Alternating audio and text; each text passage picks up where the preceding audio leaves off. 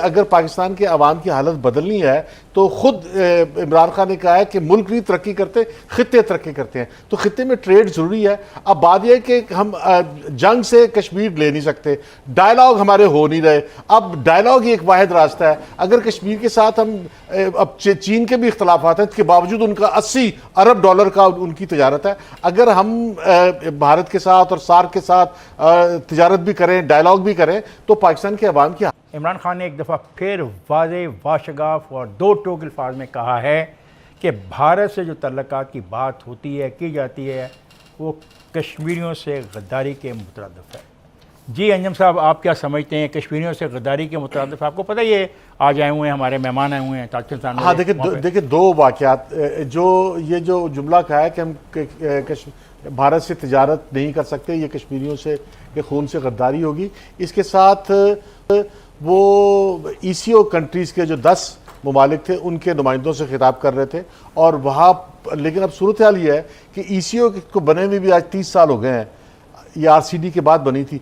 इसमें भी हम अफगानिस्तान से आगे नहीं गुजर सके क्योंकि अफगानिस्तान हमें राहदारी। इसे हम पहले इस पर बात करें, ये भारत के मामले में दोनों बात, हम ना ECO के साथ तजारत कर सके हैं, भारत के साथ सार्क कंट्रीज हैं, हम उनके साथ तजारत नहीं कर सके। अब ये कह रहे हैं कि हम कश्मीरियों के खून से गद्दारी नहीं कर सकेंगे।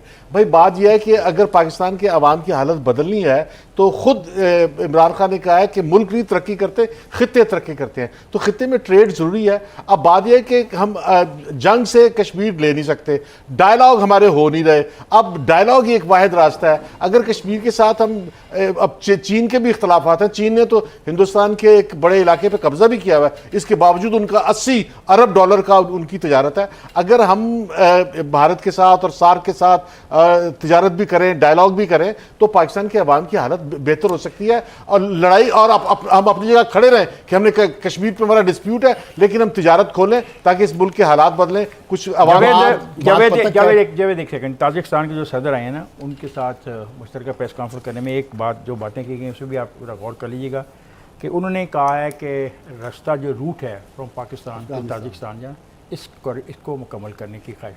दूसरा, उनके प्रेसिडेंट ने कहा है कि पाकिस्तान के अगर जो एग्रीकल्चर गुड्स पैदा होती हैं ऑर्गेनिक, ऐसी गुड जिनमें स्प्रे नहीं इस्तेमाल किया जाता, ज़्यादा पेस्टिसाइड नहीं इस्तेमाल की जाती, ज़्यादा खाद नहीं, जो यूरिया शूरिया DAP उस शक्ल में नहीं दी जाती, आम जो खादें हमारी रवायती होती हैं उनको इस्तेमाल किया। उस पर उन्होंने इजहार किया कि वो इंटरेस्ट देते हैं कि ऐसी चीज़ें वहाँ से ताजिकिस्तान जाएँ। और बाकी उस मौके पर ही इन्होंने बात की है कि आप क्या कहना चाहते हैं? बात यह है कि इस मौके पे इमरान खान ने 2-3 चीज़ों पे बात की है। अफगानिस्तान के बाद टॉपिक पे भी बात हुई है, इकोनॉमिक्स पे भी बात हुई है, ताजिकिस्तान पे भी बात हुई है। इस पूरे कॉरिडोर पे जो इकोनॉमिक कॉरिडोर है जिस पे पाकिस्तान को एक्सेस चाहिए कि इन ममालिक तक अपनी गुड्स को पहुंचाने में और इंपोर्ट करने में, क्योंकि पाकिस्तान उधर से कॉटन भी इंपोर्ट करता है। तो इसलिए इस टॉपिक पे बात हुई और कश्मीर पे बड़ा क्लियर स्टैंड है। क्योंकि आप खान साहब, आपको एक बात का पता होना चाहिए कि इस खित्ते में उस वक्त तक तरक्की या उस लेवल की तरक्की नहीं हो सकती जब तक आप अफ़गानिस्तान पुरअमन नहीं हो सकता, जब तक आपके कश्मीर के मामला सॉल्व नहीं हो सकते। और कश्मीर के मामले को सॉल्व होने के लिए जिस तरह अंजम साहब ने कहा और इमरान खान ने कहा, उसमें कोई दूसरी राय नहीं है। पूरे पाकिस्तान कौम का एक ही पॉइंट ऑफ व्यू है जिसकी इमरान खान ने बात की है। और अफ़गानिस्तान के मामले में जिस तरह हालात उधर ख़राब हो रहे हैं और विद एवरी पासिंग डे उधर सिचुएशन पाकिस्तान के लिए अलार्मिंग बनती जा रही है, क्योंकि बाइडन के आने के बाद उधर हालात और ख़राब हो गए हैं। 11 सितंबर की डेडलाइन आ रही है, अमेरिका निकलना चाह रहा है। अमेरिका के निकलने से पहले जो उधर ग्रुप्स हैं उन्होंने आपस में लड़ना शुरू कर दिया है। तो ये जो रूट बनता जा रहा है जिसमें ताजिकिस्तान का भी इंटरेस्ट है, इस रूट का सबसे बड़ा इशू बनता जा रहा है। और पाकिस्तान क्या चाहता है? पाकिस्तान ये चाहता है कि अगर अमेरिका ने उधर से एग्जिट लेना है तो जो इनका एग्रीमेंट हुआ है इस तरीके के लिया जाए कि क्योंकि अफगान फोर्सेस का उधर सबसे बड़ा प्रॉब्लम है कि वो खुद उधर लॉ एंड ऑर्डर सिचुएशन को मेंटेन नहीं कर सकते। अगर वो मेंटेन नहीं कर सकते तो उसका बैकलैश पाकिस्तान पे आता है। बैकलैश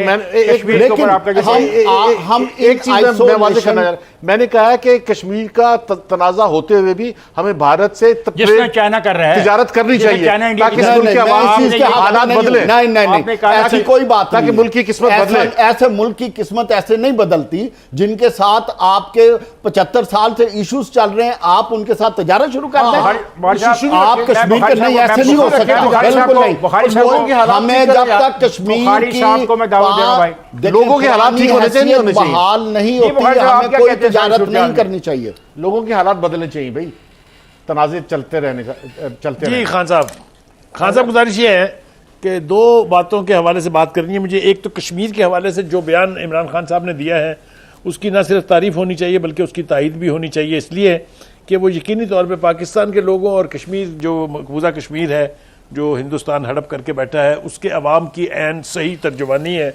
और मैं समझता हूँ कि इसके ऊपर अगर हम तारीफ़ नहीं करेंगे तो थोड़ी सी ज़्यादती हो जाएगी। लेकिन दो तीन बातें जो हैं इस हवाले से करना बहुत ज़रूरी है। पहली बात तो यह है कि खून से गद्दारी इमरान खान साहब नहीं करेंगे, पाकिस्तानी कौम नहीं करेगी, लेकिन मुस्लिम उम्मा ने कश्मीरियों के खून से बड़ी खौफनाक गद्दारी की है। और वो मुजरमाना खामोशी जो है जो इख्तियार की गई जब हड़प कर रहा था कश्मीर को भारत, उसका उन्हें जवाब देना पड़ेगा एक दिन। ये किसी और प्रोग्राम में मैं बताऊंगा कि कैसे उनको जवाब देगा।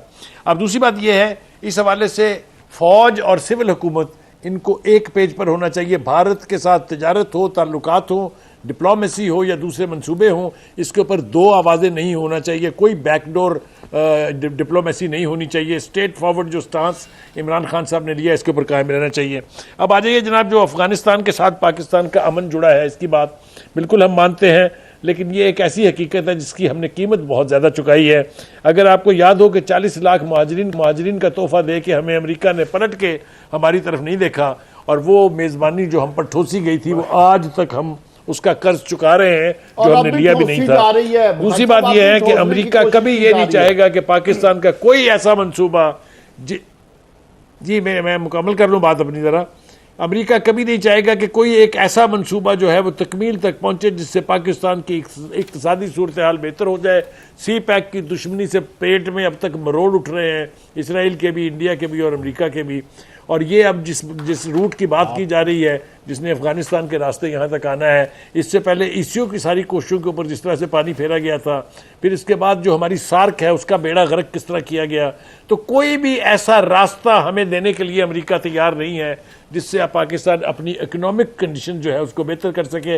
वो एक ही सूरत में सिर्फ हमें एड देने के लिए और कर्जे देने के लिए तैयार है अगर हम उसकी प्रॉक्सी वॉर लड़ें, अगर हम जो वो कहता है उसको माने। हमने अब पूरे 70 साल में बहुत सबक सीख लिया है। मेरे ख्याल से हमारी क़यादत को अब होश के नाखून लेने चाहिए और वो फैसले करें जो पाकिस्तान के अपने नेशनल मुफाद में। अच्छा बुखारी साहब, इसमें एक बात और भी है कि आपने बड़े अच्छे तरीके से तीनों दोस्तों ने, साथियों ने कश्मीर के हवाले से जो इमरान खान का मौक़िफ़ है उस पर बात की। एक दो चीज़ें और हैं जो मैं शेयर करना चाहता हूँ।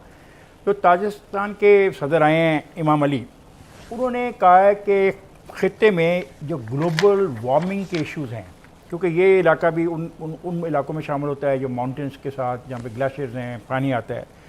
उन्होंने कहा अगर दर्जा हरारत ऊपर जाएगा तो ग्लेशियर्स वाले ममालिक को ख़तरा है, क्योंकि उनके बाद अगर ग्लेशियर जल्दी पिघलते हैं तो सारे खिते में जो ग्लेशियर से पानी हासिल करने वाले मुल्क हैं उनमें पानी के मसाइल पैदा होंगे। मतलब ये भी बहुत अहम चीज़ है। हमें जहाँ कश्मीर और तजारत और कॉरिडोर पे बात समझ आती है, हमें ये भी समझाना पड़ेगा और समझना पड़ेगा कि हमारा क्या होगा।